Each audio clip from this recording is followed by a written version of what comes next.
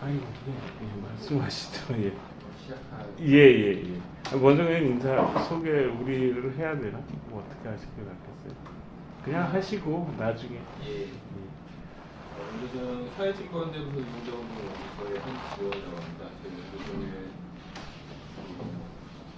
거시 문제부터 해서 산업 구조조정이나 구조조정 지원하는 데 많은 일들을 하고 있고요. 오늘은 연이 대해서 부탁드리고 또 이제 산업 관련한 문제에 대해서 말씀을 달라고 하셔서 준비를 해봤습니다. 먼저 큰 제목은 한국의 거시경제와 산업 변화인데 뭐 산업 변화 관련해서 말씀을 주셨지만 보통 경제에서 보면 이제 산업은 미시라고 하죠. 미시 문제라고 하고 국민 경제의 성장이나 분배 문제 관련된 이제 것이라고 하는데 대체로 아무리 산업 관련 이슈들이 내는 게 부각된다고 하더라도 대체로 거시적인 제약, 국민 경제의 성장이나 분배라는 큰 틀 안에서 움직이기 때문에 산업 변화를 보기 위해서는 아무래도 이제 거시적인 변화라는 것 자체가 먼저 전제가 되지 않으면 사실 좀 논의를 하기 어려운 게 있습니다. 단적인 예를 들면 자동차 산업이 됐던 조선업이 됐던 세계 경제 상황이나 한국 경제의 성장 이런 것들 보지 않고서 산업만 보는 게 좀 말이 안 되듯이 말입니다. 그래서 그런 부분 관련해서 한번 좀 말씀을 드려보겠고요. 예, 먼저 다음 장 넘겨보시면은 그래서 키워드 전체를 다 이론부터 해서 살펴보기 좀 시간이 1시간 정도가 된대서 키워드 중심으로 몇 개 좀 말씀을 좀 드려보고자 합니다. 첫 번째로는 우리나라의 이제 거시적인 변화, 거시적인 변화 관련해서 제가 보기에는 가장 중요한 거는 이윤율의 변화인 것 같습니다. 이윤율의 변화라는 건 다른 게 아니라 저 이제 마르크스주의 경제학에서 핵심적인 지표로 삼는 건데, 흔히 말하는 이제 고정자본 스톡이라고 하죠. 기계 설비나 건물 이런 고정자본 스톡을 가지고 기업들이 얼마나 이윤을 만들어내는가를 비율로 측정을 한 겁니다. 예를 들면 100만 원 가지고 100만 원의 기계를 가지고 10만 원의 이익을 내면 이윤율이 10%다 이렇게 말을 하는 건데요. 이걸 우리나라 전체를 대상으로 해서 한번 측정을 해본 건데요. 예전에는 요 이윤율 지표나 이런 게 이제 계산이 힘들었는데 2015년부터 한국은행이 우리나라의 이제 고정자본 스톡 추계를 70년까지 해서 다 정리를 했기 때문에 미국과 비슷한 방식으로 정리를 했기 때문에 어느 정도 이제 추이 계산이 가능합니다. 이윤율이 높다라는 건 기업들이 굉장히 활력이 좋다는 거예요. 반대로 얘기하면 왜 활력이 좋을 수밖에 없냐면 기업들은 이윤을 가지고 투자를 하지 않습니까? 이윤을 가지고 투자를 하는데 그 투자라는 건 결국 뭐냐면 내가 가진 자산, 고정 자본에 대해서 얼마나 늘리냐가 투자거든요. 단순히 액만 중요한 게 아니라 예를 들면 1조를 가진 회사가 1000억을 내는 거하고 10조가 자산을 가진 회사가 1000억을 내는 거하고 기본적으로 다릅니다. 1000억을 만약에 10조를 가진 회사가 1000억밖에 못 내면 사실 감가상각 처리하기도 힘든 수준이 되는 거죠. 그렇기 때문에 전체적인 큰 고정자본 스톡 대비를 해서 얼마나 이윤을 내는지가 그 이윤을 가지고 얼마만큼 투자를 진행해서 실제 성장이 이루어지는지, 투자가 이루어진다고 고용하고도 직접적 역할이 되기 때문에 얼마나 고용을 일으키는지가 직접적인 변수가 되는 게 이윤율 변수입니다. 한번 보시면 이 페이지 보시면 이게 우리나라의 이윤율 그래프인데 70년대 중반에 이제 중화공업화 할 때 한참 이제 쫙 올라가다가 폭락을 합니다. 이때 기억나실 겁니다. 79년부터 해서 80년대 초반에 나라 넘어간다.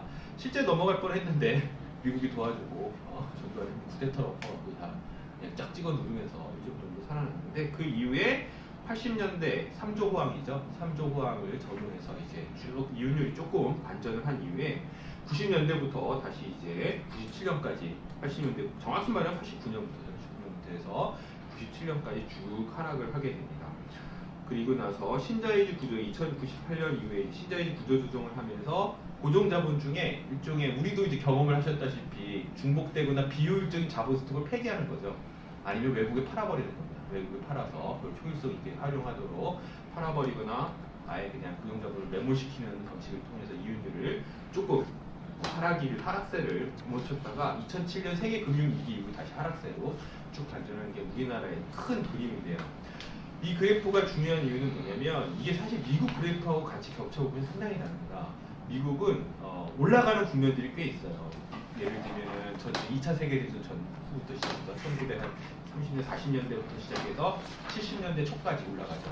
쫙 올라가다가 80년대 좀 떨어졌다가 90년대부터 2000년대 중반까지 다시 올라가다가 그다음에 2000년대 한 4, 5년부터 다시 떨어지는 이런 식의 그래프들이 나오는데 우리나라는 그게 없습니다. 왜 그러냐면 우리나라는 지금도 그렇지만 사실 그 박정희 시대 때 만들었던 중화공업을 기반으로 해서 기술 혁신이 아니라 주로 설비의 가동률, 설비의 가동률을 가지고 주로 이윤을 내다 보니까 기술 혁신을 통한 이윤의 상승, 조금 더 작은 자본을 가지고 이윤을 많이 내는 기술 혁신을 한 번도 실제 제대로 하지 못한 거예요.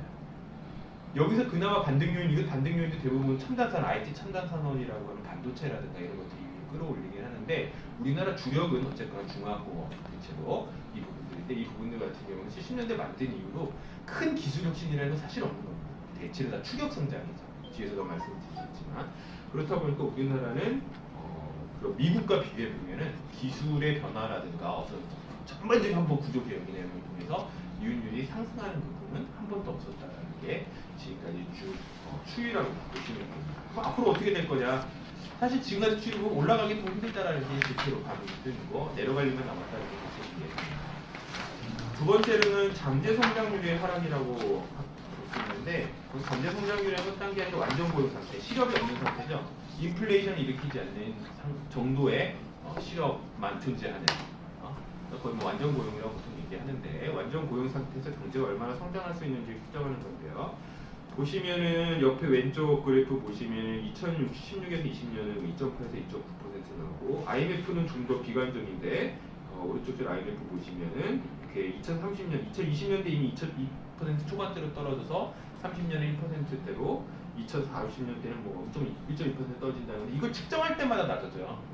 문제는 이 새로 갱신할 때마다 지금 낮아지거든요. 보시면 2000년대 여기 왼쪽 그래프 보시면 2001년에 계산했던 건 4.8% 정도 나왔는데 2016년에 계산한 거는 2.8% 가지고 한 2020년에 계산하면 이거보다 더 낮아질 겁니다. 그래서 실제 계속 낮아지는 건데 왜 낮아지냐가 중요합니다. 보통 잠재 성장률을 결정하는 건 세 개가 있어요. 하나 기술 혁신이라고 하는 거, 청년 생산성의 기술 혁신이 있고 투자가 있고 인구가 있는데 다 준다는 거예요. 우리나라요. 기술 혁신도 주고 투자도 주고 인구도 준다는 거예요. 그래서 사실 이게 참 잠재 성장률이 올라가기 힘들다라는 거예요. 보통 잠재 성장률보다 실제 성장률이 위에 있으면 경기가 과열됐다라고 얘기합니다. 그리고 잠재 성장률보다 실제 성장률이 밑에 있으면 경기가 침체라고 얘기하죠. 경제가 침체면 잠재 성장률까지 올리려면은 보통 수요 정책이라고 하죠. 정말 도로 재정 지출 돌린다든지 여러 가지를 하는 건데 우리나라 같은 경우는 또 그렇지도 않아요. 그렇지도 않아서 뒤에 말씀드리겠지만 진짜 잠재 성장률하고 실제 성장률이 비슷합니다. 그냥 낮아지는 거예요, 같이. 이게 우리나라가 실제로 가장 어려움에 처한 문제 중에 하나입니다. 이렇게 앞에 낮아지다 보니까 한 70의 법칙이라고 있습니다. 70의 법칙인데 70의 법칙이라는 게 뭐냐면 경제가 2배 성장하는데 걸리는 시간을 측정하는 건데요. 70으로 나눠주는 거예요. 평균 성장률을. 예를 들면 평균 성장률이 7%다. 그러면 경제가 2배 성장하는데 몇 년이 걸려? 10년이 걸립니다. 70 나누기 7이니까. 그러면 1%면 70년이 걸리는 거예요. 저희 때는 지금 여기 계신 우리 모두는 다 아마 연평균 경제 성장이 거의 7%에서 10% 사이입니다. 그래서 강산이면 10년이면 강산 변한다고 했잖아요. 근데 경제학적으로 근거가 있는 말이에요. 보통 고도 성장이면 7% 이상을 얘기하거든요. 그래서 강산이 10년이면 한 번 변해야 고도 성장하는 건데 우리는 강산이 10년이면 보통 강산이 변했어야 되는데 앞으로는 10년은커녕 하면 70년 한평생 지나도 강산이 변하는 못 볼 수가 있다는 거죠. 그래서 사실 저성장이라는 게 무서운 겁니다. 아르헨티나라든가 뭐 흔히 말해서 잠재 성장률이 와장창 떨어져서 계속 그 상태에 있는 나라들이 아르헨티나, 브라질, 필리핀 이런 나라들이 있거든요. 가보시면 아시겠지만 대충 70년대에 다니던 차, 70년대 지하철, 70년대 건물들이 지금까지 그대로 있어요. 사람들도 대부분 그때랑 지금 비슷하대요. 그 얘기하는 거거든요. 오히려 황금기를 그때라고 생각하죠. 30년, 40년 전이라고. 그게 이제 1% 성장이에요. 그 나라들이 다 1% 성장하거든요. 70년 걸려요. 근데 우리가 이제 그런 비슷한 상황으로 가고 있다는 게 보통 거시경제학자들이나 하는 얘기들이 대체로 얘기가 되는 이런 얘기입니다.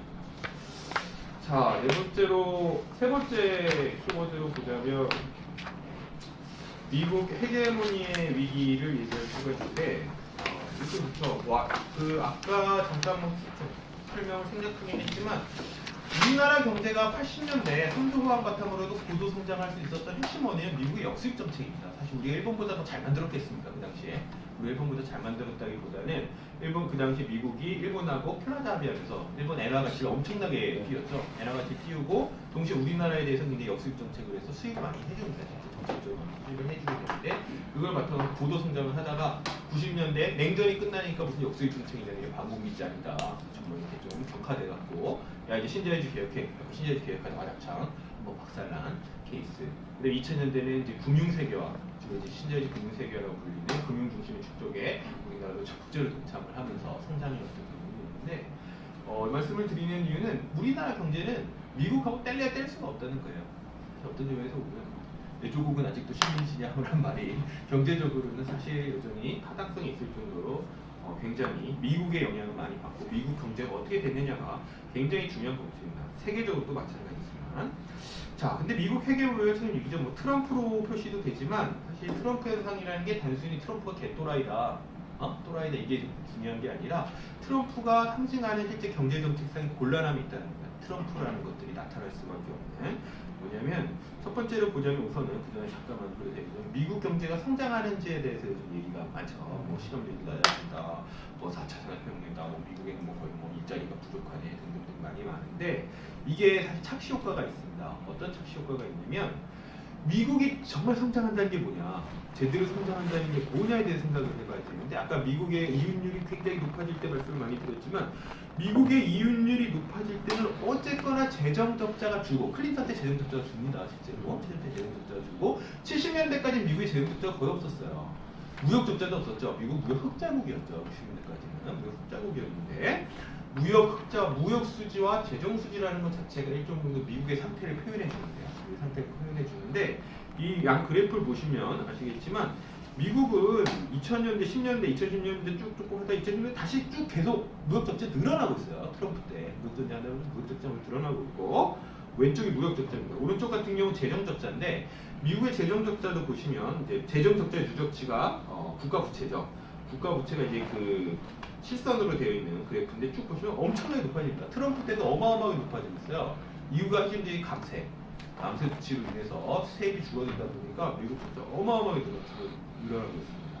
지금 현재 미국 경제라는 게 왜 이렇게 되냐라고 저한테 아주 짧게 설명을 하려면 무역 적자로 그냥 쓰고 적자가 되는데도 쓰고 있고 정부가 돈을 막 풀어서 그런 거예요. 그냥 다 써라. 그래서 못 쓰면서 일종의 이중 적자로 인해서 하는 건데 여기다 하나 더 더한 거죠. 양적 완화라는 조치가 있었는데 양적 완화라는 조치가 뭐냐면 뒷장 보시면 있는데 미국의 연방준비은행, 미국의 중앙은행 쪽인데 한국은행이 연방준비은행이 2007년 세계 금융위기 이후에 무지막지하게 돈을 풀었습니다.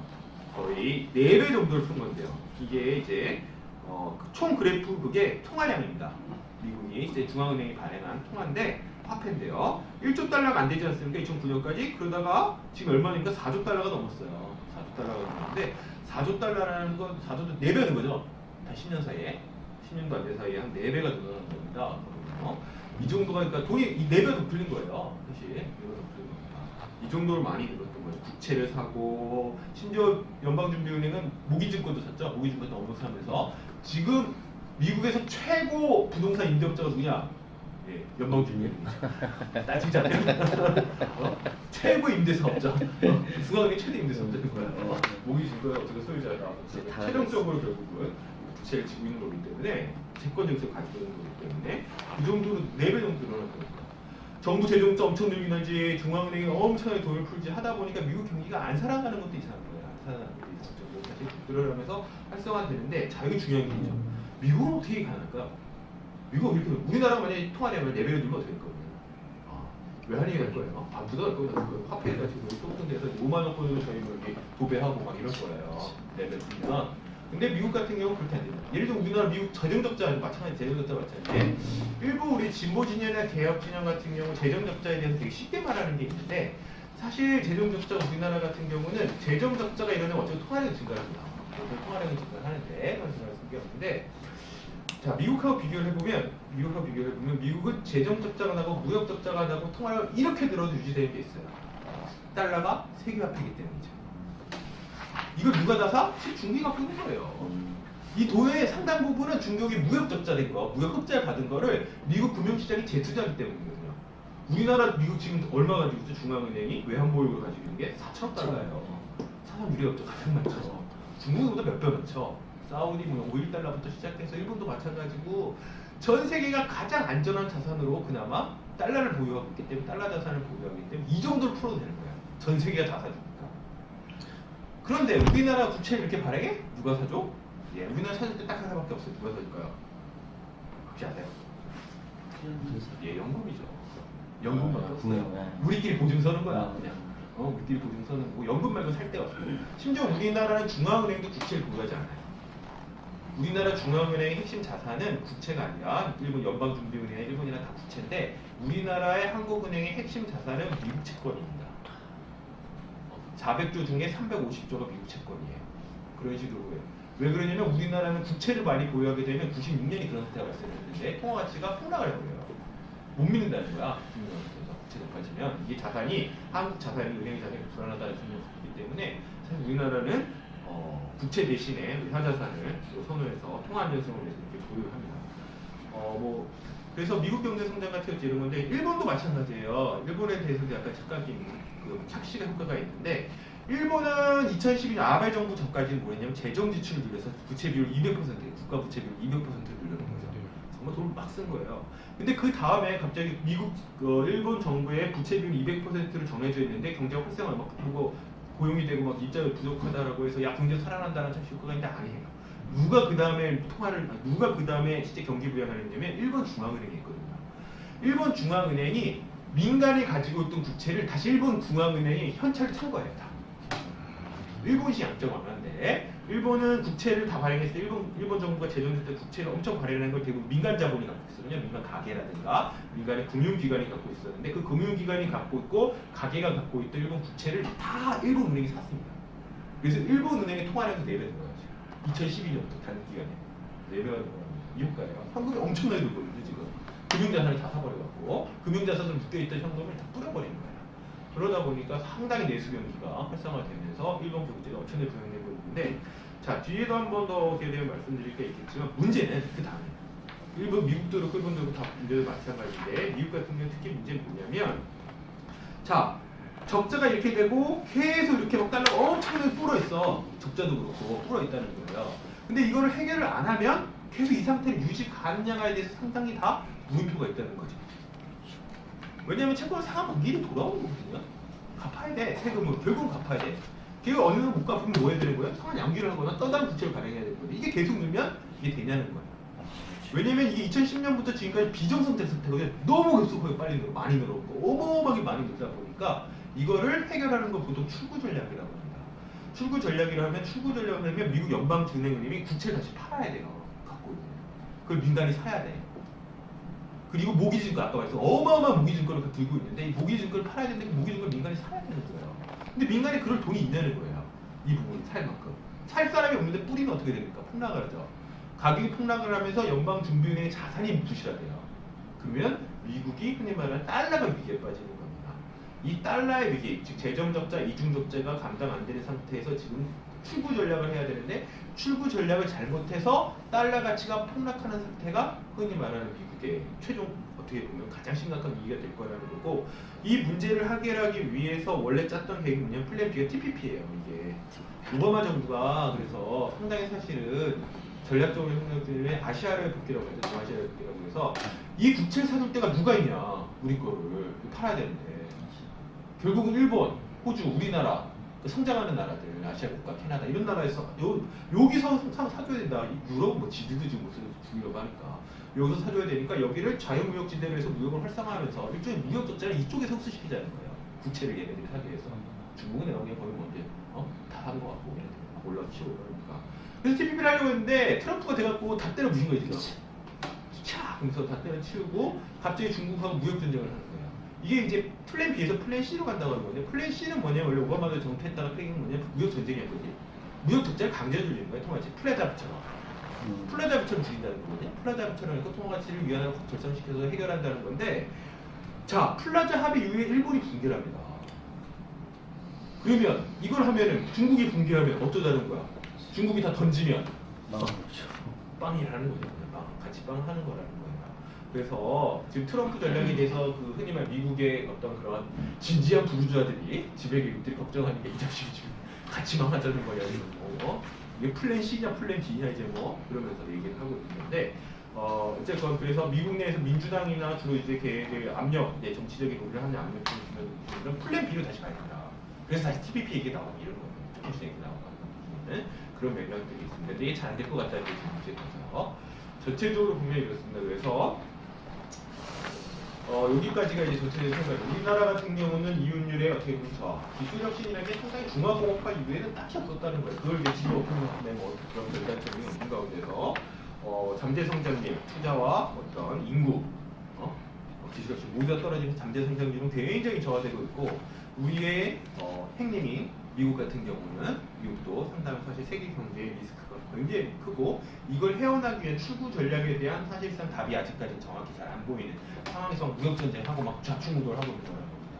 중우돌하고 있는 상황이 있는데 이게 전체적인 우리가 자본 뒤에 전체적인 상황으로 브리프하게 보자면 볼 수 있는 것 같고 그래서 뭐 뒤에 산업정책 가기 전에 하나 거시적 제약을 말씀드리는 건데 별게 없다는 거예요. 대체로 지금 상황에 할 수 있는 게 그래서 할 수 없는 게 별게 없다 보니까 거시경제학자들이 대부분 다 그로기 상태죠. 미국 같은 경우 마찬가지로 와 황이다 이런 나라 별로 없거든요. 우리나라에서나 뭐 미국 경제지 뭐 황이다 그렇다 하더라도 뭐 경제 나아졌다고 해도 미국의 실제 거시경제 같은 경우는 기존의 경제학이 다 깨졌다. 기존의 경제학들 해설되지 해되고 풀 수 없는 문제들이 너무 많이 나오고 있다 라고 하면서 막 헤매다가 요즘 그런 모든 문제를 일거에 해소하겠다라고 해서 나온 논이 뭐야? 4차 산업혁명. 야 4차 이제 인공지능 시대 라고 해서 그냥 넘어가는 게 맥락일 거예요. 그래서 2010년 4차 산업혁명 등 인공지능이 언제부터 나오냐면 2010년대부터 나오는 거예요. 실제.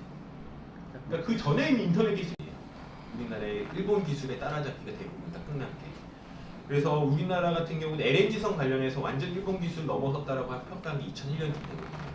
90년대에 거의 비슷해졌다고 얘기를 하고 이제 통계 하나 떨어지고 있는데 그러다 보니까 어떤 문제가 발생하냐면 이게 조선업이에요. 자, 이제 조선업이 한번 도전해 본 거예요. 일본 기술 말고 일본에서 배운 거 말고 한번 우리끼리 한번 새 거 해보자 라고 해서 도전한 게 뭐야? 해양 플랜트. 해양 플랜트 도전해 볼 겁니다. 근데 해양 플랜트 기술은 누가 갖고 있냐면은 노르웨이, 네덜란드, 프랑스, 영국, 미국 얘네들이 이제 대부분 기술이 핵심입니다. 근데 이제 안 줘요. 죽었다 깨어나도 안 줘요. 예전에 일본에서 배울 때야 니들 뭘 하겠어 그러면서 했는데 이제 죽었다 깨어나도 이 기술 이전은 안 해줍니다. 기술 이전 안 해주기 때문에 우리가 기술 라이센스를 주고 사든지 아니면은 우리가 자체적으로 해야 되는데 우리가 해본 거죠. 해양 플랜트를 못하겠어? 했는데 해양 플랜트 기술은 핵심이 뭐냐면 설계 기술이에요. 그 플랜트, 그 실제 지역, 플랜트 설치하는 지역에 따라 설계 변경하는 거거든요. 설계 변경이라고 하는 건데 이게 사실 어마어마한 노하우가 필요한 일입니다. 노하우가 필요하고 여러 가지 종합적 기술이 필요한데 했다가 에라 다 안 된 거지.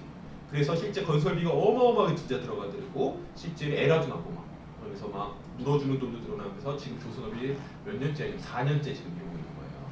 그 손실 비용 처리하고 그래서 다 처리하고 현대중공업은 지금 해양 플랜트 이제 거의 다 포기했습니다. 해양 플랜트 사업을 매각하겠다 내지는 지금 하겠다 해서 구조조정을 하고 있는 중이고 대우조선도 때려쳤고 삼성도 다 때려친 거예요. 해양 플랜트는 전반적으로 다 때려친 겁니다. 근데 이게 문제죠.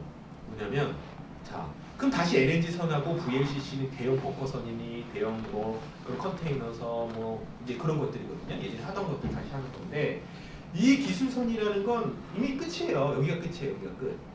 여기가 끝이라는 겁니다. 따라올리만 남은 거죠. 따라올리만 남은 거예요. 끝이에요. 더 나가는 게 별로 없어요. 거의 기술이 그래서 다른 걸 도전하려고 도전을 실패했는데 거기서 끝난 거야 그냥. 그러니까 이제 또라고 기다리는 수밖에 없는 거예요. 물론 지금까지 기술 격차가 있는 거야. 중국하고 몇 년이 차이 있어서 있는 건데 이제 문제 다른 거를 도전하고 예를 들면 저런 서유럽 애들이 갖고 있는 것들을 이제 도전해 보려고 하다가 실패한 거죠. 이게 바로 새로운 추격 성장 이후의 리스크 비용이라고 하는 거거든요. 추격 성장 이후에는 새로운 기술을 개발하는데 자기 스스로 개발을 해야 되고 없는 것들을 만들어야 되기 때문에 어마어마한 매몰 비용이 대부분 발생해요.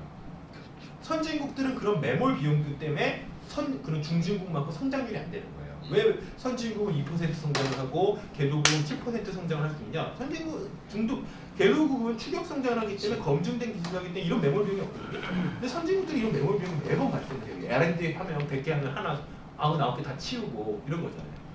다 실패하고 이런 것들 통해 하기 때문에 하지만 이제 그런 것들을 함으로써 이제 추격 성장을 이제 이후에 기술 프론티어로 나오게 되는 건데 우리나라는 조선 같은 경우 그렇게 하다가 이제 다 실패한 거고 그다음 이제 안 하겠다고 한 거고 뒤에 보시면은 현대차도 이제 비슷한 문제를 이제 갖고 있는 건데 보시면 우리나라 현대차가 엔진, 첫째 자체 엔진이라고 하는 것들이 91년에 처음으로 만든다. 80년대까지는 다 미쓰비시 엔진 갖다가 쓴 거고 91년에 우리 엔진을 비슷하게 만든 건데 엑센트 기억나시는지 모르겠어요. 우리 엔진으로 처음 만들었습니다. 엔진 엑센트 해갖구나. 솔직히 뭐 난리치고 했었는데 엑센트 이때 나오고 해갖고 2006년대까지 해서 엔진은 끝나요. 이게 끝이에요. 2006년대까지. 이제 그 다음에 약간의 뭐랄까 미세적인 조정, 연비의 개선 이런 것들이고 파워트레인 쪽에 관련해서 대부분 기술들을 줬대. 그리고 조금 더 2010년대에 나온 게 뭐 그런 7단 변속 엔진이지 뭐 변속기관이 했던 그런 변속기와 관련해서 조금 더 나오고 차체를 경량화하고 이런 것들인데 그 이후의 기술들이라는 건 대부분 다 어느 정도 따라온 겁니다. 따라온 거고 지금 못 따라가는 건 왜 그럼 우리 벤츠만큼 안 되냐? 라이센스예요. 이게 실제로 어떤 문제가 생겼냐면 현대차 같은 경우 2012년에 기억나시는지 모르겠어요. 현대 캐피코라고 있지 않습니까? 기업사 중에 현대 캐피코가 보시하고 합작사예요. 근데 네, 보시하고 합작을 관계 끝냈어요. 그 당시에 현대 캐피코 그래서 하게 뭐냐 현대 캐피코 엄청나게 투자를 하면서 보시가 갖고 있던 걸 우리가 만들겠다는 거예요. 더 이상 합작돼서 보시 기술 쓰는 게 아니라 보시 기술 다 끝내고 우리 기술을 하겠다고 거기다 엄청나게 막 몇 줄 때려 박았어요. 실제로 캐피코에. 근데 결론이 뭐냐면 안 된다는 거야. 왜? 이제 할 수 있는 건 다 했는데 지금부터 해야 되는 건 다 라이센스 걸릴 때는 특허권이. 특허권 우회가 할 수 있는 게 없다는 거예요. 특허권 우회가 너무 힘들다. 몇 개 안 남았어. 거기에 나머지 다 특허권 세계야. 쫙 다 특허 세계에서 넘어가기가 너무 힘들다는 거고. 그래서 그렇게 하다가 대부분 다 그 상태에서 후텁돼 있는 상태예요. 그러면서 넘어온 게 뭐야? 수소차. 전기차 이쪽으로 넘어오는 게. 그러면서 넘어온 게 수소차 현대차에 쫙 넘어오는 게 경우가 나는 건데 자 문제가 있죠. 어떤 문제가 있냐면 수소차나 전기차 문제도 자 이게 진짜 딜레마인데 우리가 이제 수소차 기술 관련해서 뭐 넘버원이 이제 일본 아들이고 2등이 이제 우리가 이제 세컨드쯤 된다 하고 그러는데 왜 그러면 우리가 세컨드 레벨이냐면 선진국이 안 했기 때문이거든요. 수소차 지금까지 다시 전기차 했기 때문이에요. 그럼 왜 애들이 전기차를 했냐면 미국이 전기차를 했기 때문이에요. 그러니까 단 한 번도 자동차 업계나 자동차 산업이 닌 업계인데 자동차 산업에서 미국에서 안 달리는 자동차가 세계적으로 달린 경우가 없다는 거야. 실제로 미국에 안 달리는데 세계에서 달린 자동차가 어딨냐는 그런 자동차가 세상에 라는 게 사실 자동차 업계예요. 그래서 흔히 이게 글로벌 스탠다드 문제인데 스탠다드 문제고 사실 표준화 문제인데 미국이나 유럽이 이제 죽었으니까 미국에서 달리지 않는 자동차가 달리기 어렵다라는 게 있고 그래서 수소차라는 것 자체가 아직은 좀 물음표다 이런 전망이 많죠. 그래서 실제 수소차 관련해서 기술이 모든 것에 대해서 미래 전망이 밝음에도 불구하고 테슬라를 비롯해서 미국이 전기차로 달려가고 있기 때문에 될 거냐에 대해서 상당한 사실의 물음표가 있는 상황에서 현대차 같은 경우는 짬을 보는 거죠. 이제 이거에서 와장창 달려가기보다 일종의 약간 정지기를 거치고 정지기를 거치면서 현대차가 뭐 했냐면 이때부터 재미난 거예요. 쫙 달려가다 2012년 아까 말씀드렸죠. 이때부터 뭘 하냐면 다른 일을 해요. 현대건설을 인수하죠. 갑자기. 현대건설을 인수합니다. 뭐야? 현대건설 왜 인수해? 자동차 회사가. 우리 꿈 선대의 꿈이랬잖아. 잃어버린 꿈. 우리 모기업을 사겠다는 갑자기. 우리 조상님 제사상에 올려야 된다고 지금 현대건설 한 거 아니에요. 그리고 나서 또 전문구 회장 같은 자기 제사상에 올리겠다고 한전무질 사고 지금 경쟁자의 빌딩을 사겠다는 거 아니야. 내부적으로 그런 얘기도 있죠. 우리 정몽 회장님 비석이다 100층짜리 라는 얘기가 있을 정도로 그런 거 이제 하는 거예요. 그게 왜 그러냐면 더 이상 여기서 다 때려 박는다? 예를 들면 우리가 폭스바겐 12조 투자할 때 우리가 현대차 2조 정도 투자합니다. 그래서 12조 정도 투자라고 막 요구하잖아요. 현대차도 할 말이 있어요. 야 그거 투자했다가 손실 나면 니들이 책임질 거냐. 우리 넘어간다 그냥 회사가. 이 리스크는 현대중공업 사례 보라는 거야. 야 현대중공업 사례 봐. 하다가 이렇게 잘못되게 다 넘어가잖아. 그러니까 우리 기업들 대기업들은 그런 리스크 관리가 전혀 된 적이 한 번도 없거든요. 진짜 그런 것들 도전해 본 적이 없어요. 현재 없기 때문에 그런 것들에 대해서 황당한 리스크 비용이 있기 때문에 현대 자동차도 투자 비용을 그렇게 안 쓰는 거예요. 아직 모르겠다는 거죠. 모르겠다는 거예요. 그래서 스탠다드가 정해지고 쫓아가야지 어느 정도의 좀 이렇게 선두 그룹이 서야 가겠다라는 게 현대차의 손해인 거죠. 근데 이렇게 되면 아까도 말씀드렸지 추격 성장이라는 거 한계에서 벗어나지 못해요. 계속 이 상태에서 머물러 있는 상태가 되고 더 문제는 아까 말씀드린 거시경제적 제약은 우리가 성장했을 때는 완전 땅판이거든요. 그런 상황이 있습니다. 자, 그 다음에 3대 또 다른 이제 슬픔이 오늘 슬픔은 석유화학도 마찬가지예요. 석유화학은 간단한데요. 아주 석유화학은 간단한데 삼성이 팔았잖아요. 그러면 안 된다는 거야. 장사 안 돼서. 삼성이 화학계에서 다 팔았잖아요. 네. 돈 많이 나면 미래 전망에서 왜 팔았겠습니까?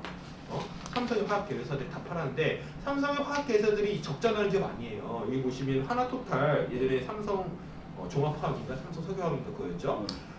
영업이익이 1조예요. 1조. 나도 판 거예요. 왜 팔았냐면은 이게 조금밖에 이제 얼마 안 남았다는 거야. 얼마 안 남았다는 걸 알기 때문이거든요.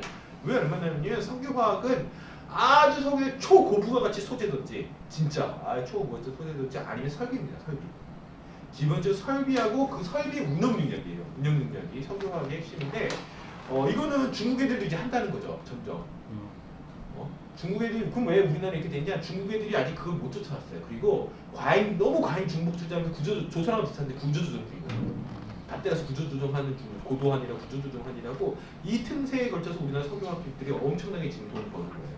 다. 근데 이게 얼마 안 남았다는 거예요. 대체로. 여기 오른쪽 그래프에 보듯이 석유화학, 뭐 자원이라든가 에너지 자원이나 나노 소재 쪽 같은 거 보시면 중국은 진짜 거의 없어요. 1년 미만이거든요. 대체로. 그래서 이런 거 같은 경우는 사실 앞으로 어렵다라는 게 업계도 그렇고 대체적인 관측이죠. 지금이 흔히 말하는 뱀에포 좋은 시절, 나락으로 떨어지기 전 좋은 시절이다라고 얘기하는 대체적인 전망입니다. 자, 그러면 유일하게 기술 프론티어로 나선 거는 반도체죠. 메모리 반도체.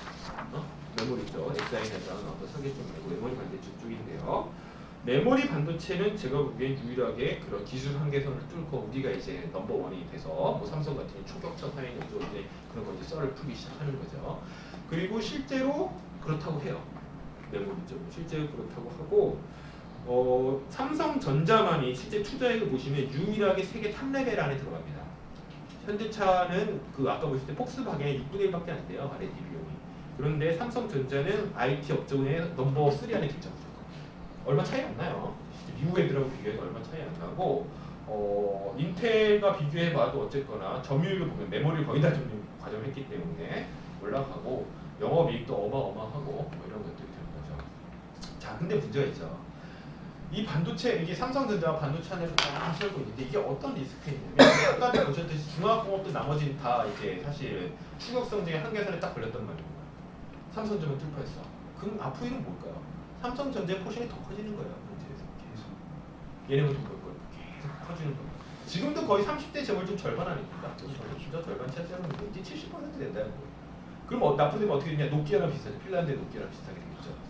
그 정도 수준이 돼서 얘네가 무너지면 나라도 똑같다는 상황이 되는 건데 핀란드는 휘바휘바도 있고 뭐 살림도 있지만 우리는 팔 게 없잖아. 그래서 그런 문제들이 상당 부분 걸리게 되고 삼성전자는 누구도 못 걸리게 될 거다. 감사해.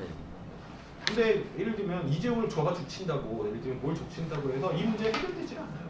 거기다 누가 갖다 놔도 이 삼성전자 그렇게 되는 거고 삼성전자는 더 못 겁니다. 왜냐면 삼성전자에 문제가 생기는 순간 다 골로 가는 거거든요. 그냥 골로 가는 거여서 못 건드려요. 사실 좀 못 건든다고 봐요. 사법부가 저렇게 이재용 나쁜 놈을 하지만 사법부에서 거시경제, 건전한 경제관을 가진 법관이라면 그냥 흔히 부르주아적 가치관에서의 건전한다면 절대나 이재용에 대해서는 함부로 건들 수가 없는 정도가 사실이에요. 이건 단지 돈이 많기 때문이 아니에요. 여기만 유일하게 사실은 실제적인 어떤 한계선을 넘어섰기 때문이에요. 그런 문제들이 있습니다. 자, 그런 가운데 그러면 이런 추격 성장이 실패해서 뭔가 나머지 다 넘어가려면 산업적 의식경제 쪽 넘어서는 뭐가 필요하냐? 아까도 말씀드렸지만 하나는 리스크 비용을 감당할 나라 경제의 사람이 돼야 되고요. 리스크 비용을 감당할 수 있어야 되고 전체적으로 감당할 수 있어야 되고 또 다른 중요한 하나는 뭐냐면 지식의 문제예요.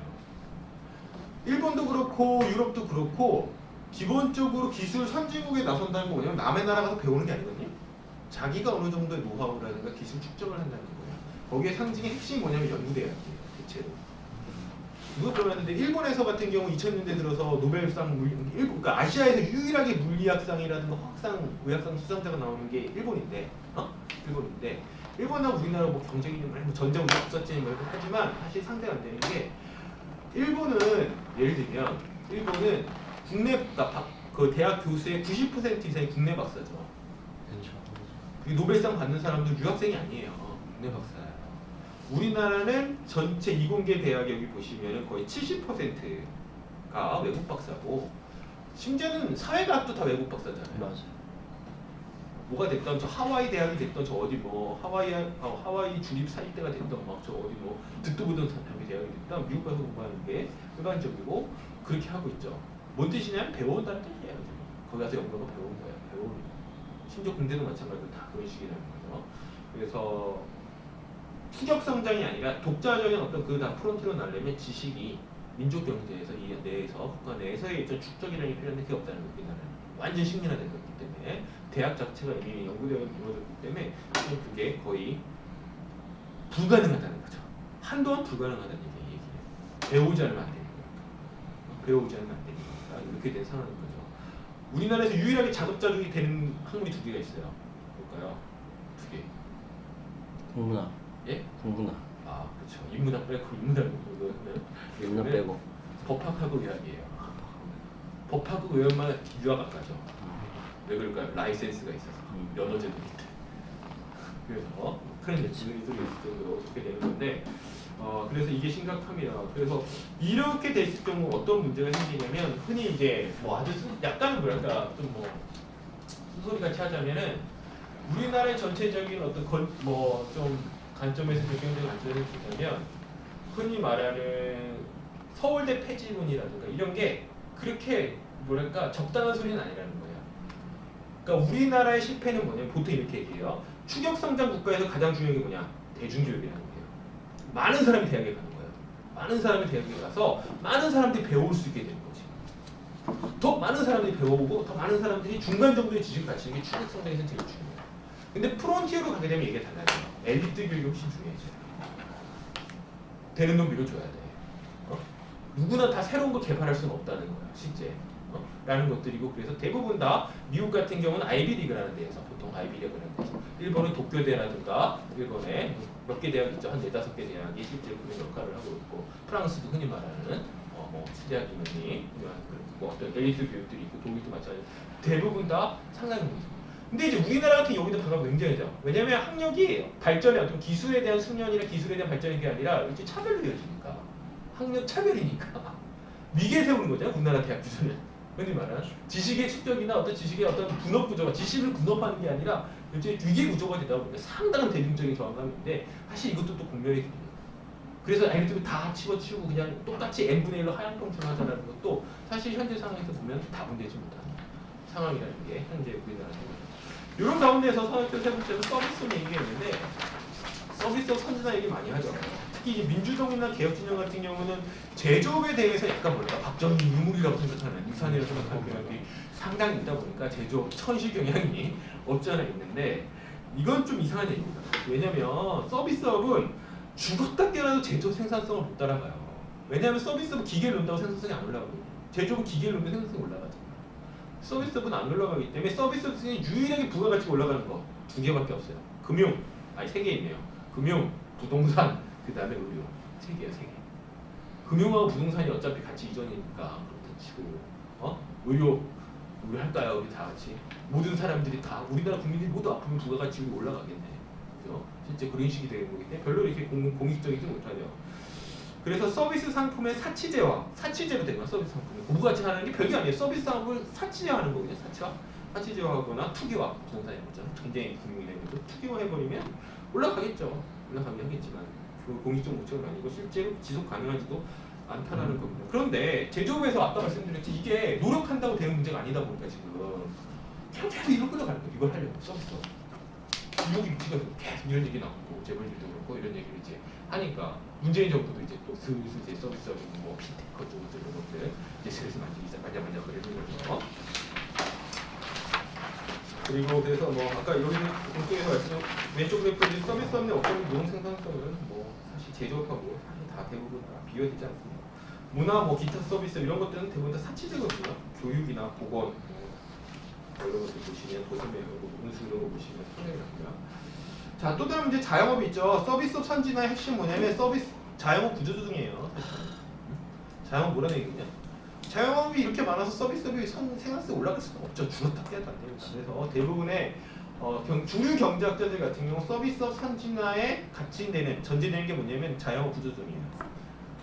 되게 끔찍한 얘기하는 데인데 나중에 한번 시간 되시면 그렇지 하면서 기적에서 성수구루라는 책이 있는데 KD하고 하버드 아시아센터에서 낸 거예요. 제가 보기에 우리나라에 대해서 제일 진지한 연구예요. 기적에서 성수구루. 우리 기적적 성장에서 이제 성수구로 가야 된다라는 건데 좋다. 나름대로 3년 동안 세미나하고 왔거든요. 하버드 아시아센터가 IK그룹이라고 IK그룹이라고 근데 IMF 때도 우리나라에서 제일 동아시아 경제 관련해서 제일 석학으로 알아주는 사람인데 그 사람이랑 같이 세미나를 한 건데 그 책에 보면 우리나라의 제조업은 추가 성장에서 이미 중진국 함정에 빠졌다. 반도체 빼고 다 클렀다. 몸체 밖에서 못 클렀다. 여기 포기해라. 안 됩니다. 하고 그럼 나머지 어떻게 할래? 라고 하는 거에 대해서 두 개 얘기해요. 서비스업 하자. 서비스업 딴 거 없고 의료랑 도소매업 다 몰아내라. 이게 핵심이에요. 딴 거 뭐 별거 없고 도소매업 대형마트 짓고 그 다음에 의료는 영유아해서 수출해라. 의료 수출해라. 그럼 올라간다. 그러면 나머지도 어떻게 작업을 어떻게 하냐? 이거 다시 제조업 위로 놓으라는 거예요. 이 사람들. 그러면 가격 경쟁력 생기지. 다운돼서 가격 경쟁력 생기고 노동 유연성 확보할 수 있지. 그러면 노동 투입 중심으로 다시 성장할 수 있다는 거예요. 노동 투입 중심으로 성장한다는 게 뭐냐면 사실 이런 점에서 보면 예전에 정의당이 노동주도 성장이라는 말 했는데 이게 경제학에 있는 말이거든요. 노동주도 성장이라는 게 뭐냐면 노동 투입 중심으로 성장한다는 거예요. 노동 투입 중심으로 한다는 건 노동 취업자 수를 늘리던 노동 시간을 늘리던 이게 있는 말이거든요. 사실은 원래. 그래서 노동 투입 중심으로 성장을 하라는 거예요. 그리고 나중에 인구가 감소하니까 그다음 뭐 해야 돼? 이주 수입 자유화라. 이주 수입 자유화라.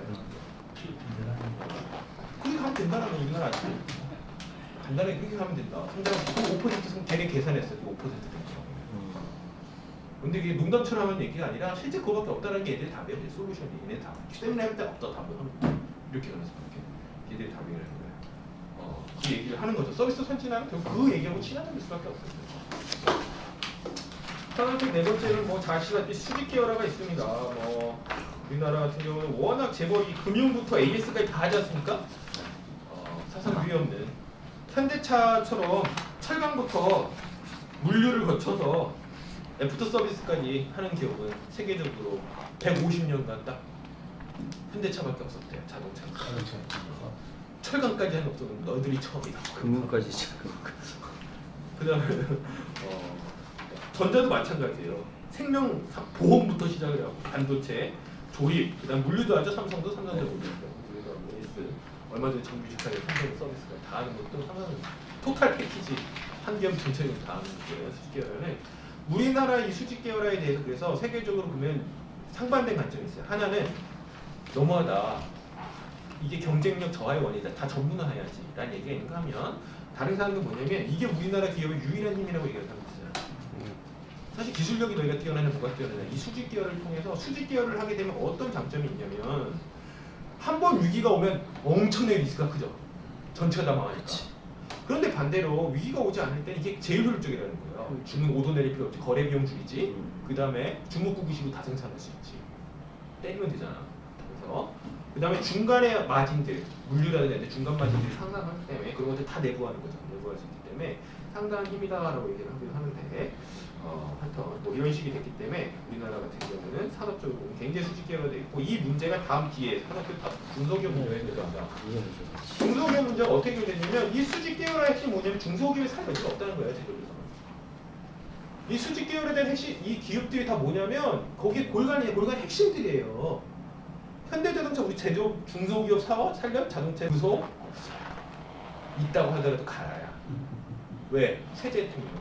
R&D도 있어야 그 할인 받으니까 다 세제는요. 제가 어느 학교 갔는데 얼마나 갔는데 연구소 50명이래.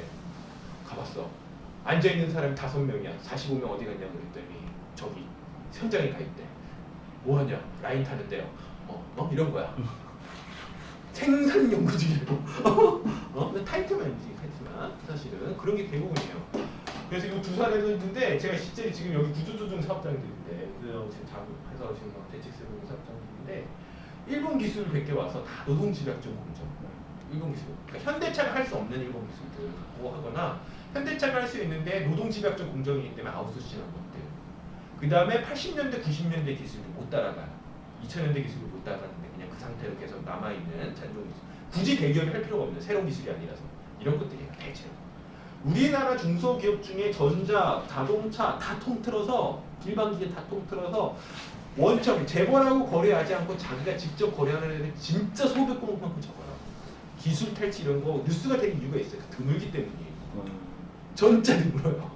내가 오늘 진짜 드문 얘기예요. 대체로 다 그런 상황이라서 최소한 어쨌거나 수출 제조 기술이 필요한 수출 제조과 관련해서 보면 중소기업 살린다, 중소기업 중심으로 뭐 한다 이건 제가 보기에는 진짜 현장 얘기 진짜 실제 얘기 모르는 얘기다라는 게 대체로 많은 사람들이 대체적으로 이야기죠. 그래서 우리 산업에서는 중소기업 주도인데 중소기업 살려서 뭐 중소기업 뭐 원화수 상생 뭐 좀 제어는 다좀 쓸모없는 얘기라는 게 대체이고 사실 어쨌거나 대기업이 끌고 가서 산업 생태계나 전체적으로 좀 이 기술 추격선에 걸린 문제를 추격선의 한계를 돌파하지 못하면 대체로 다 같이 무너지는 상황이라는 게 전체적 상황이라고 보시면 됩니다. 그리고 중소기업은 기술 자체 기술 개발을 지금 할 수 있는 게 전혀 안 돼요. 이것도 착각인데 중소기업이 자기 기술을 갖는다는 건 뭐냐면 일본 같은 경우도 그렇고 대부분 100년이나 최소 50년, 100년 된 기업들이거든요. 독일도 마찬가지고 아주 고승년 그러니까 도저히 자본으로 때려박아서 따라갈 수 없는 숙련을 갖추거나 그런 특허를 갖추거나 있는 기업들이 중소기업으로서 국제 경쟁력을 갖추는 거예요. 저기 남의 나라들도 마찬가지인데 그런 기업들 옆에 또 중소기업들이 붙는 거죠. 그래서 중소기업 생태계라는 게 있는 거예요. 우리나라에서 하청받아서 하는 게 중소기업 생태계가 아니라 우리나라는 그냥 하청이라고 보셔야 돼요. 대기업과 대기업 하청이 있다는 것만 그런 게 정확한 거다라는 거고 마지막 키워드는 노동조합이 있죠. 노동조합이 있는데 뭐 아시다시피 수출 대기업과 공공기관만 노동조합이 밀집하다 보니까 아까 말씀드린 노동운동의 이런 전체적인 추격 성장 문제 한계라든가 가치사슬 전반, 중소기업 어떻게 보면 전체적 문제의식을 가지기가 어렵고 공공기관 같은 경우나 대기업 다 마찬가지로 생각하는데 세금이라든가 합청수탈 등의 지대 추구의 수익에 대해서 굉장히 취약해요. 자기는 그러니까 아무리 착취받는 노동자다, 우리도 피해자다라고 하더라도 현대차가 연봉 1억인데 사실 그거 착취한다고 보기 어렵죠. 사실 보기 어렵고 공공기관의 평균 임금이 7, 8천이 넘는데 8천이 넘는데 사실은 어려운 노동자라고 보기 어렵습니다. 대체로 보면 우리나라의 전체 아까 말씀드린 이런 구조에서 보자면 대체로 보면 가치 예전 어쨌거나 세금이라든가 아니면 원화청 비중 하여튼 뭐 수탈이 됐던 간에 아니면 뭐가 됐던 간에 사실 지대 추구를 하죠. 제가 가치 생산을 보던 가치 이전이나 이런 방식을 통해서 사실 얻는 이득이 상당하다라는 겁니다. 공무원 조직률이 65%, 공공기관 조직률이 58%, 30명 미만 조직률이 0.1%, 100명 미만도 2.7%밖에 안 됩니다. 없다고 보시면 되고 특수한 경우 아니면 없다고 보시면 되고 또 뭐 이런 상황이 되다 보니까 어떤 문제가 생기냐 노동 주도의 분배 정책, 노동 주도의 어떤 이 어려움을 극복해야 되는데 예를 들면 정말 이런 거예요. 나중에 이번에 그 광주형 일자리 문제, 광주형 일자리 문제 됐잖아요. 구라예요. 저쪽도 그리고 이쪽도 둘 다 구라치다 보니까 굉장히 꼬임캔 건데 케이스타입이 꼬임캔인데 원래 광주형 일자리에 제가 이제 그 초반부터 알고 있는데 사는 스토리를 이제 쭉 진짜 광주형 일자리 나올 때부터 사실 저희 그때 다시 관련해서 뭐 참여를 해서 관련해서 하는데 광주형 일자리 핵심 문제 아십니까? 원래 초기 발상이 소화리 공장 이전이었어요. 소화리. 왜 아파트 단지에 공장이 있냐고. 땅값도 비싼데 이거 들고 와서 광주에 턱 하면 좋잖아. 부품사 생태계도 만들고 광주 그 부품사도 되게 멀어요. 그 근처에 갈 수가 없어. 부품사도 멀으니까. 그래서 좋지 않냐? 거기는 오히려 좀 수도권에 적합한 걸 하고 이게 원래 광주 일자리 초기 모델이었는데 이게 어느 다시 발치고 막 살붙이다 보니까 무슨 뭐 갑자기 독일도 갔다가 막 뭐 어디 갔다가 해갖고 뭐 이상하게 붙었는데 아시다시피 우리나라는 자동차 공장이 낮죠. 아까도 보셨듯이 추격 성장에 한계에 부딪혔고 가동률이 떨어지고 있는 게 전반적 추세예요. 광주형 공장 만든다는 데서 30km만 가면은 거기에 군산 공장이 놀고 있어요. 팡팡 팽창돼서 놀고 있고 안타까운 일이지만 사실 보면은 다른 공장들 현대차 다른 공장도 그렇고 예를 들면 르노 삼성 볼까요? 르노 삼성 지금 생산 중에 절반이 위탁 생산이에요. 자체 생산 모델이 25만 대 중에 12만 대도 안 돼요. 그거 어디 가는 거예요? 닛산 가는 거예요, 닛산 거. 닛산 거 북미에 왜 한미 FTA 체결했으니까 여기서 가는 거예요. 가는 거고 그 다음에 지금 또 만든다는 거 하는 것도 위탁 생산하는 거죠. 저희 뭐 닛산에서 가져온 조그만 꼬마 전기차 그런 거만 있는 쌍용차 우리가 지금 복직해서 반갑지만 제가 그건 반갑지만 앞으로 지속 가능할까요? 우리 어떤 자동차 기업도 수출하지 않고 하는 건 불가능해요. 수출이 없어요. 쌍용차는 없다는 거예요. 마힌드라가 맨 처음에 인수했을 때 뭐라고 했는지 아십니까? 여기서 픽업 트럭 만들어서 미국 가는 게 소원이라고 했어요. 근데 힘들죠. 지금 상황을 보면 이게 원래 꿈이라고 했는데 꿈이라고 얘기했거든요. 그거 하면서 그런데 어려운 얘기예요. 그래서 뭐 티볼리라든가 뭐 렉선 뭐라든가 몇 개를 지금 버티고 있긴 하지만 사실은 지속 가능성 측면에서 보면 쌍용차에 지속 가능성이 있다고 생각하는 사람 생각보다 드물어요. 놀 공장이 텄어요. 지금 보면. 근데 그리고 좀 있으면 창원 공장 빌 거예요. 사실은 이번에 한국 GM 하면서도 제가 이거 답변드리지만 걔네들 핵심 계획이 뭐냐면 슬슬 지지고 볶다가 창원 공장도 없어요. 창원 물량도 해서 부평만 돌린다 원래. 그러면 딱 맞아. 30만 대. 그거거든요, 사실은. 근데 어쩌다 하다 보니까 이렇게 된 거죠. 하청도 주고 돈도 받고 하다 보니까. 놀 공장 이렇게 하는데 무슨 또 줘. 또 주는 거예요. 하여튼 이게 꼬인 거죠, 사실. 그런 상황인데 이런 문제에 대해서 노동자는 왜 대책을 못 내냐면 야, 우리 임금 깎으려고 4천만 원 만든다. 이렇게 접근하면 사실은 이게 누구 사실 선택도 안 되고 사실 좀 자본 입장에서는 현대차 공격하기 딱 좋은 꽃놀이판 아닙니까 이거? 되지도 않을 건데 저기 반대하니까 얼마나 좋더라 하면서 계속 하는 거죠. 이런 문제들이 된 거에서 못 벗어난다. 계속 노동운동에서 벗어나기가 힘들다는 문제가 있어요. 자, 대안과 관련해서만 말씀을 드리면서 마치도록 하겠습니다. 제가 일단 잡소리 많이 하다 보니 우선 아까 말씀드린 4차 산업혁명은 상당히 과정입니다. 보시면 이거 왼쪽 그래프는 로버트 고딘이라는 양반이 그린 게 있는데 앞으로 이렇게 될 거라는 거예요. 실제 상생성 추이를 놓고 보면 어떤 얘기냐면 인류 역사상 단 한 번의 성장밖에 없었다. 원 빅 웨이브가 있었을 뿐이라는 게 이 양반 주장이에요. 대체로 다 많이 승을 하는 건데 크고만 이해해서 대부분 동의하는데 원 빅 웨이브가 뭐냐면 20년대부터 70년대 1910년대부터 해서 60년 동안 있었던 기술 진보. 그때 내연기관 만들어졌죠. 우리가 아는 석유화학 제품들 그때 다 만들어진 거예요. 그릇까지 없다가. 그 다음 전기 제품들, 가전 제품들, 컴퓨터 이게 다 이때 만들어진 거예요. 인류가 단 한 번도 지금 경험하고 있는 것들의 90% 이상이 스마트폰 빼고 다 이때 만들어진 거고 그때부터의 기술이라는 건 뭐야? 개선이라는 거지. 새로운 발명이 아니라는 거야. 그때 예를 이런 얘기 듣는데 전보 747 얘기하잖아요. 예전에 대형 여객기 그 당시 개발된 게 70년이거든요, 실제. 이미 터보 엔진을 가지고 가는 게 제트 엔진이 나오는 70년 난 거예요. 그때부터 계속 조금씩 늘고 안에 내장재가 좋아지는 거지. 내장재가 좋아지는 거 약간 연비가 돼서 자동차도 마찬가지예요. 70년대는 지금랑 똑같아요. 70년대 자동차 다니잖아요, 실제. 미국 같은 데 보면 다니잖아요, 고쳐서. 문제가 없다는 겁니다. 그래서 뭐 텔레비전도 이미 나왔던 뭐 조금 얇아지는 거고 사실은 스마트폰 나오는데 뭐 전화기 갖고 뭐 장난 이게 뭐 솔직히 말하면 게임기로 유행한 거지 뭐 이게 뭐 그런 거냐 뭐 이런 게 이제 이 양반의 전체적인 얘기고 뭐 의약품도 그렇고 전체적으로 그때 만들어졌다는 거고 인류가 그 정도의 한번 빅 성장을 진짜 대형 성장을 했는데 그런 건 앞으로 힘들다는 거예요.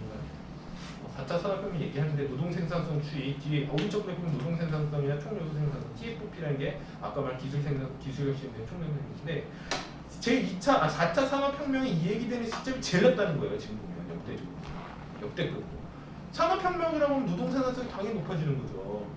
둘이 할 일을 하나 사는 거니까 기를 해갖고 뭘 높아지냐?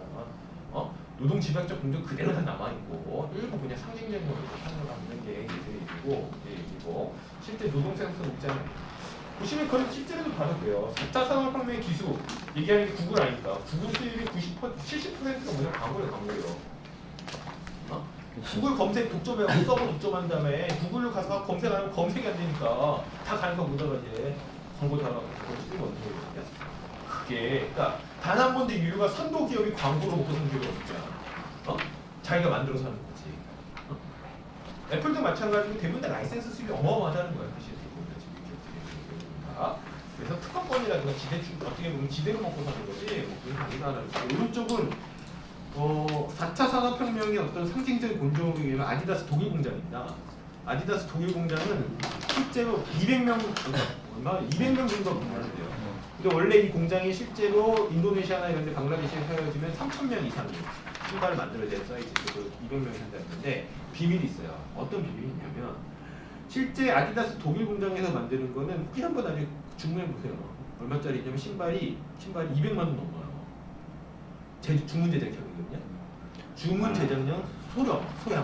뭐 이제 가격대는 여러 가지가 있는데 소량에다 주문 제작형 생산드리고 주문 제작에서 배달을 최적화하기 위해서 주문 제작을 이렇게 손으로 수작업으로 하면 안 되잖아. 잘 조금 만들어 어차피 힘들고 그러니까 그거에 최적화된 로봇 공장이라는 거예요. 그래서 실제로 사치제를 만드는 사치제용 공장인데 문제 이게 그래서 어떤 문제가 있냐면 이 공장들이 이게 틈새 시장인데 다른 애들도 다 들어와서 이걸 만드는 수익률이 거의 엄청 적자 보잖아요. 아니 지금 상태는 적자 볼 수밖에 없는 거예요. 다 들어오면 한 대들이 다 들어오면 뭔 말이냐면 아까 말씀드린 기술을 혁신을 하기로 하고 로봇을 멋있게 들으긴 했는데 실제로 그만큼의 이윤을 내야 되는데 아까 무슨 이윤율이 나와야 되는데 이윤율에 있어서는 지속 가능한 상태가 아니라는 거죠. 비싸다는 거예요 지금.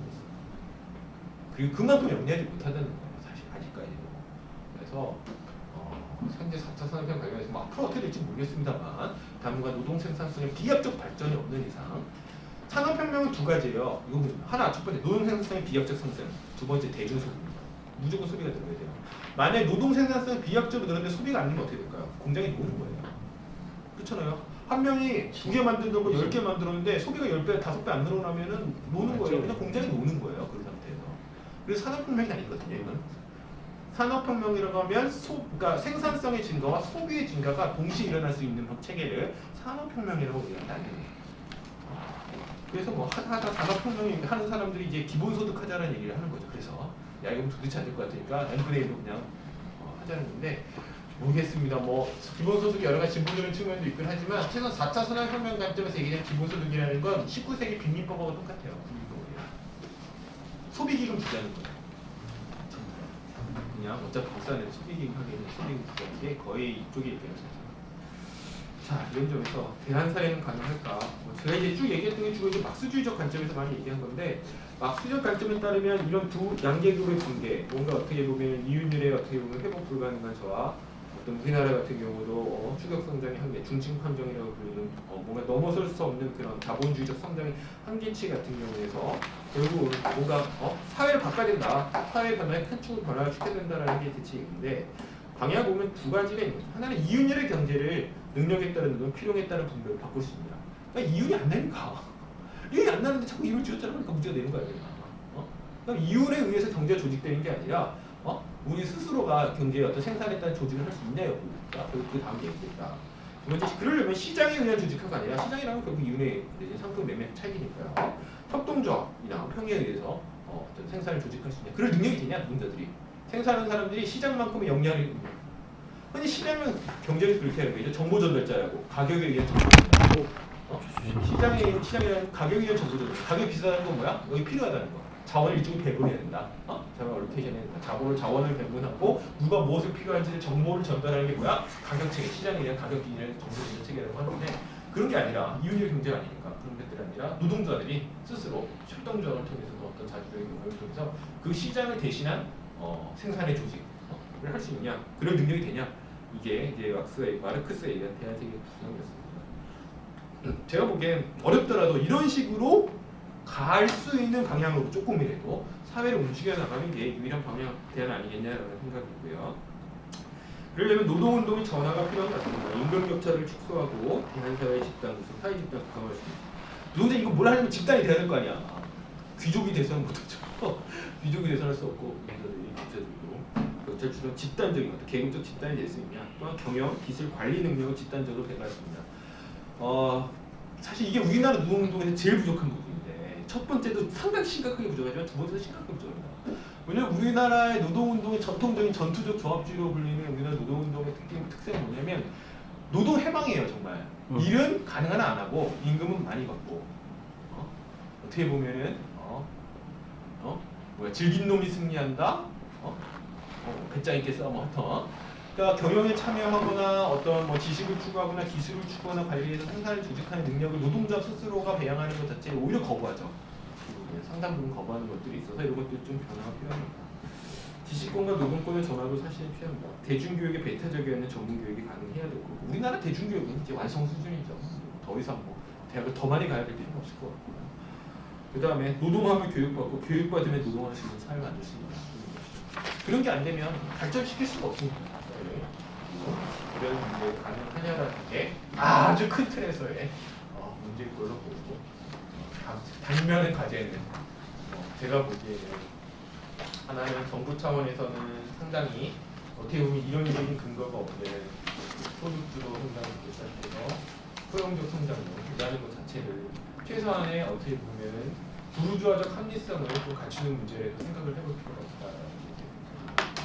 두 번째 노동운동은 제가 보기 그래도 하더라도 그건 불가능한 거니까 노동운동은 스스로가 대안으로 어째 노동자가 됐던 시민이 됐던 스스로가 대안으로 나갈 수 있는 조직과 지식을 갖출 수 있느냐 그리고 조금이라도 그런 방향으로 갈 수 있도록 움직일 수 있느냐가 핵심적인 그런 걸로 보입니다. 당장 보면은 민주노총부터 시작을 해서 산별노조, 단위노조까지 그런 것들 통해서 한 번은 변화를 모색할 만 조금이라도 한 걸음이라도 전진할 수 있는 기회를 해나가는 게 필요한 시점입니다.